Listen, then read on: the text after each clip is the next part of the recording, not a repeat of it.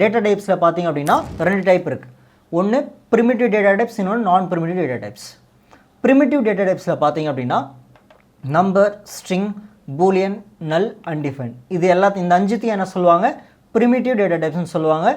Primitive example பார்த்துடலாம். First வந்து primitive data type. So next பார்த்தீங்கன்னா நல். நல் empty value.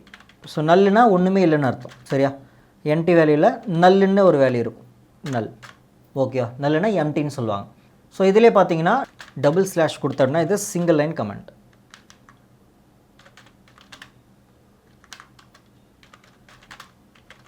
Single line comment.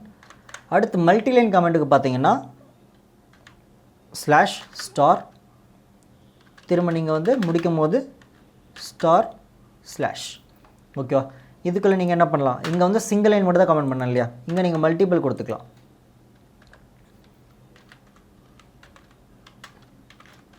Multi line comment கொடுத்துட்டு கீழே நீங்கள் என்ன பண்ணலாம்?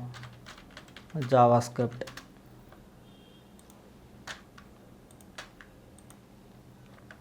அதுக்கப்புறம் வேறு என்னது?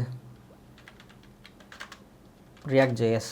ஸோ இந்த மாதிரி என்ன பண்ணலாம்? மல்டிபிள் லைன் கொடுக்கலாம். பட் இதில் அந்த மாதிரி உங்களால் கொடுக்க முடியாது.